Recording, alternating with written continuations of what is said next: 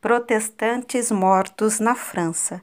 No vídeo de hoje, um texto extraído do livro A Reforma Protestante de Abraão de Almeida, editado pela CPAD e publicado no jornal Mensageiro da Paz em outubro de 1984. Seja bem-vindo ao Diário Pentecostal Historiando, análise histórica e crítica sobre o movimento pentecostal brasileiro. Se inscreva no canal e siga nossas redes sociais. O povo que não conhece a sua história está condenado a repeti-la. A Reforma Protestante, em alguns aspectos, assemelhou-se ao primeiro século cristão. Neste é a poderosa mensagem do Evangelho que avança denodadamente, desafiando a sanguinolenta perseguição judaico-pagã. No século XVI, é a mesma galvanizante mensagem que se ergue impetuosa como as correntes de um grande rio canalizado por verdadeiros heróis da fé, a espraiarem com fragor e estrépito por toda a Europa, descedentando as almas e libertando as consciências há muito escravizadas pelo jugo implacável e secular do catolicismo romano. Porém, os sofrimentos por que teriam de passar os reformadores e os reformados não seriam menores que o dos cristãos primitivos.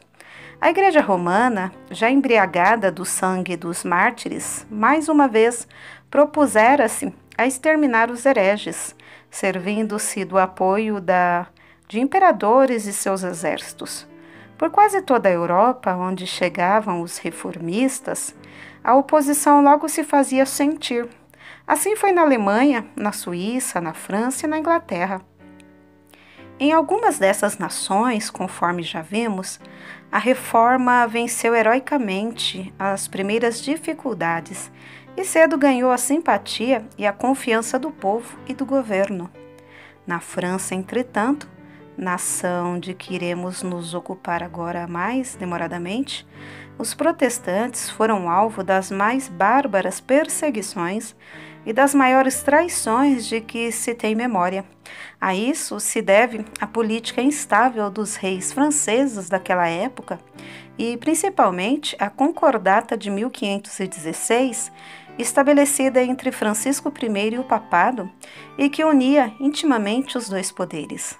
A ilícita união tinha por objetivo atender aos desejos de domínio de Francisco e foi a causa principal das infinitas tragédias sobrevindas à França.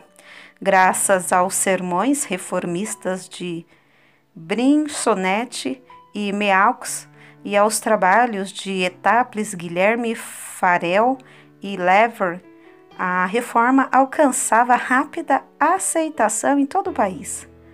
O Novo Testamento, traduzido por Lefebvre, era lido com alegria e sua mensagem despertava as consciências e libertava as almas da ignorância e escravidão religiosa imposta pela hierarquia romana. O rei, a princípio, não se manifestou contra os protestantes, pois quis até auxiliá-los.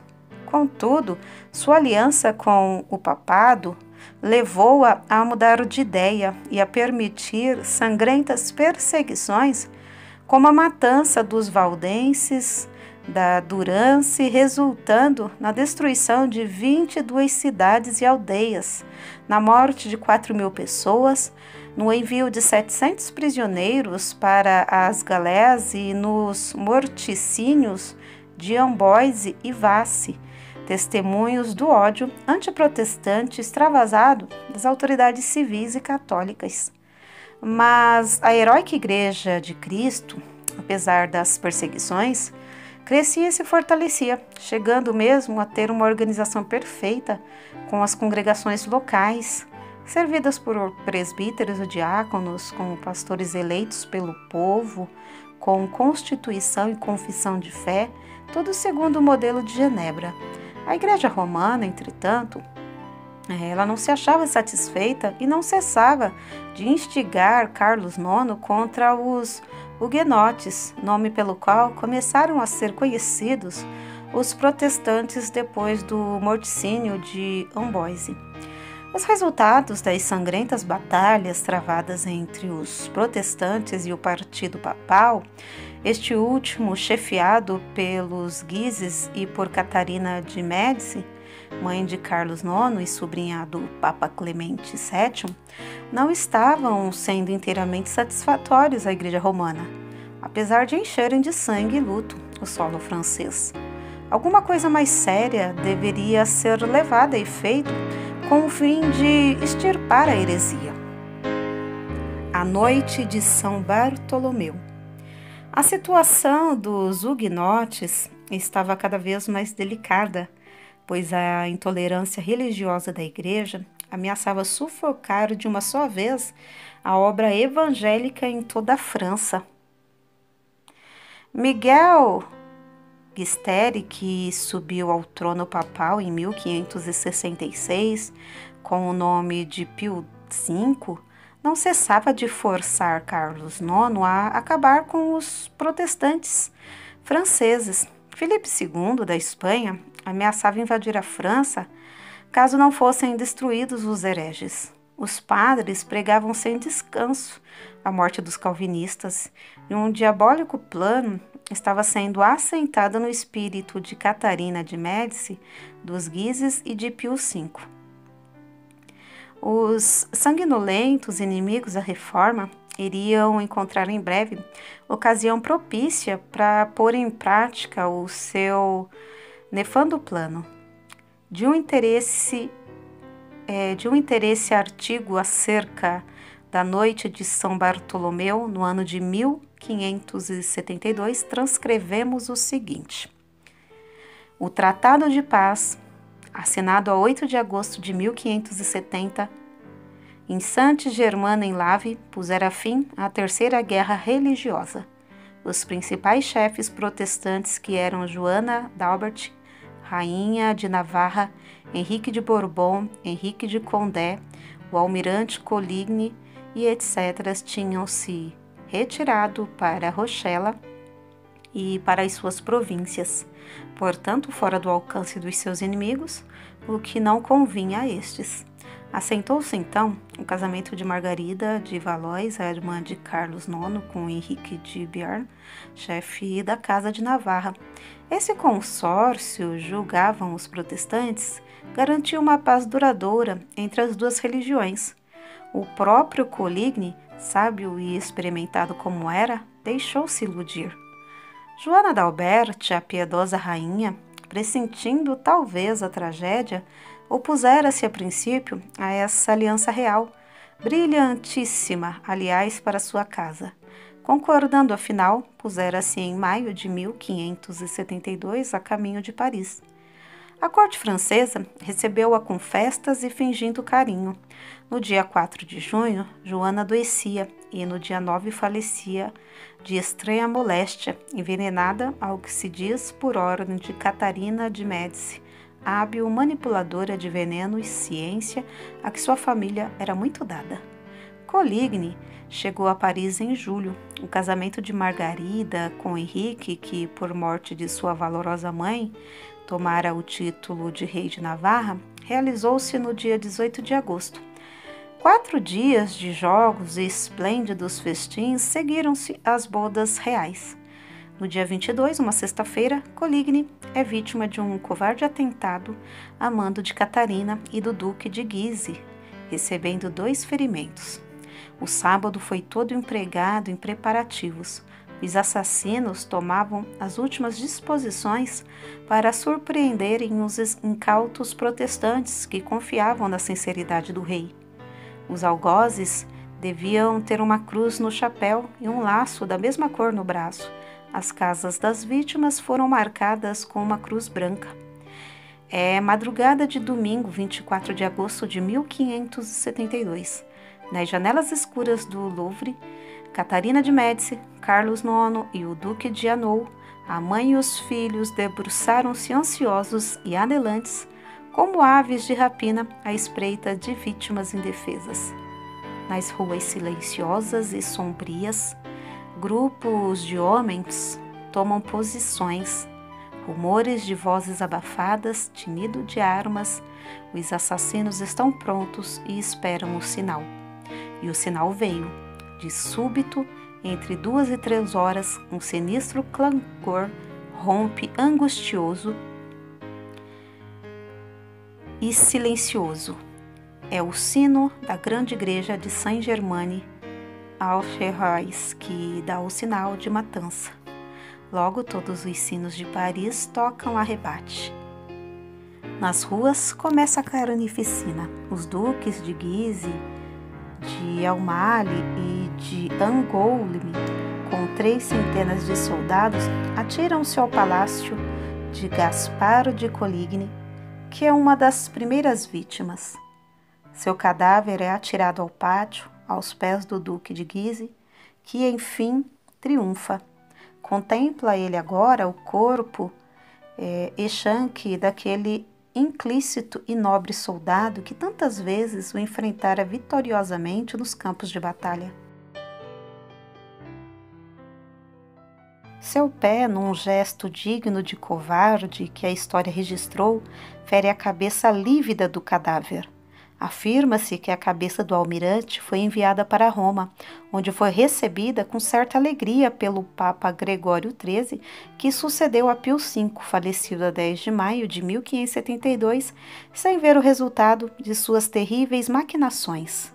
Não é possível descrever o horripilante quadro que Paris apresentava, quando sobre ele raiou o sol do dia 24, dia de São Bartolomeu. Tudo nela era tumulto, desordem e carnagens. Largas torrentes de sangue nas ruas, cadáveres de homens e mulheres, de crianças, atravancando as portas. Por toda parte, gemidos, blasfêmias, gritos de morte, imprecações. Os algozes aos milhares insultando suas vítimas antes de trucidá-las e cobrindo-as depois com seus despojos. O punhal, o chuço, a faca, a espada, o arcabuz, todas as armas dos soldados e dos salteadores posta a serviço dessa execrável matança, e a vil população correndo atrás dos matadores, dando cabo dos huguenotes, mutilando-os, arrastando-os na lama por uma corda. Milhares de pessoas, mulheres e crianças morreram de fome, de frio, de cansaço, perseguidas por montes e vales, como se fossem animais ferozes. O número de vítimas é diferentemente calculado pelos historiadores. Deschaux diz que foram 30.000. Sully, primeiro-ministro de Henrique IV, o que deveria estar bem informado, 70.000. O bispo Perret, 100.000. La Chatre concorda com este número. Castilho e Félix dizem que se este último número é exagerado, se aplicado aos que foram assassinados. É muito se contar os que, em consequência do morticínio, morreram de fome e de várias enfermidades fugindo pelos bosques. O peso da mão de Deus. Os cabeças do bárbaro massacre ficaram impunes, pois haviam recebido autorização do rei e cumpriram o desejo da Igreja Romana. O Papa Gregório XIII, ao tomar conhecimento da abençoada matança dos 100.000 huguenotes, manifestou sua grande satisfação cantando uma solene Te Deum e mandando cunhar uma medalha comemorativa. A justiça divina, porém, pesou duramente sobre os assassinos. Carlos IX, arrependido de ter concedido permissão para a terrível carnificina, arrastou uma vida precária até 30 de maio de 1574, desconfiando de todos, principalmente de sua mãe e de seu irmão. O remorso inspirava-lhe horrendas visões. Foi acometido de uma estranha enfermidade que fazia porejar-lhe o sangue através da pele. Somente sua velha ama protestante lhe foi fiel até o fim. Disse que antes de expirar dizia, referindo-se aos huguenotes martirizados: "Ah, pobres súditos meus, que haveis feito? Eu fui forçado. O duque de Guise, ele morreu assassinado em 23 de dezembro de 1588, por ordem do Duque de Anjou, irmão de Carlos IV, que reinou na França com o nome de Henrique III. No ano seguinte, teve este rei o mesmo fim, assassinado que foi pelo frade dominicano Santiago Clemente. No dia 24 de abril do mesmo ano, a sanguinária Catarina de Médici, desprezada e abandonada de todos, execrada pelos protestantes, desdenhada pelos católicos, carregada de crimes e de maldições, rendeu sua alma a Satanás. Henrique de Navarra, chefe dos huguenotes, filho e neto de duas santas mulheres, Joana d'Albert e Margarida Anglo-Euleme, subiu ao trono francês com o nome de Henrique IV, tendo antes abjurado o protestantismo e se convertido ao catolicismo por temer a oposição da Igreja Romana. Seu reinado trouxe paz entre os dois partidos religiosos, ficando célebre o Edito de Nantes, assinado em Versalhes no ano de 1598. Havia nessa época cerca de 1,5 milhão de huguenotes na França, os quais passaram a gozar da liberdade de culto e de consciência. Eram trabalhadores de iniciativa e prosperavam muito, principalmente no terreno das indústrias. Todavia, alguns católicos fanáticos, filiados à famosa Liga Santa, não estavam satisfeitos com a situação. Conspiraram contra o rei e, no dia 14 de março de 1610, assassinaram-o friamente por mãos de Ravaillac. Os sucessores de Henrique IV o perseguiram os huguenotes e no reinado de Luís XIV a perseguição chegou ao seu apogeu. Revogou-se o Edito de Nantes em 1685 e cometeram-se as maiores atrocidades contra os crentes que tinham suas casas invadidas e saqueadas pelos soldados armados do rei. A horrenda perseguição acabou por vencer os huguenotes, destruindo os seus templos, fechando suas escolas e obrigando as crianças a se batizarem segundo o catolicismo e a praticarem os ritos romanos. A emigração foi terminantemente proibida, mas mesmo assim uns 350 mil huguenotes ainda conseguiram escapar ao governo de terror de Luís XIV. Alguns foram para a Suíça, onde implantaram a indústria relojoeira, e outros foram para a Alemanha, Inglaterra, Holanda, América, onde iniciaram as estradas de ferro, tapeçaria, etc. Enquanto essas nações prosperavam rapidamente, a França empobrecia. Eis aqui, em resumo, um pouco da história da Reforma na França, história que enodia a Igreja Romana, a principal inspiradora das perseguições aos protestantes. Mas a Igreja Romana não pode ufanar-se de ter banido o protestantismo no território francês, pois ela mesma perdeu nesse país muito de sua autoridade e influência. Segundo o movimento Evangelização na França, em 1958, havia apenas 9 milhões de católicos para uma população de 42 milhões de franceses. Subtraindo-se desse número 800 mil protestantes, devem restar naquele país mais de 30 milhões sem religião alguma. Texto extraído do livro A Reforma Protestante, de Abraão de Almeida, editado pela CPAD.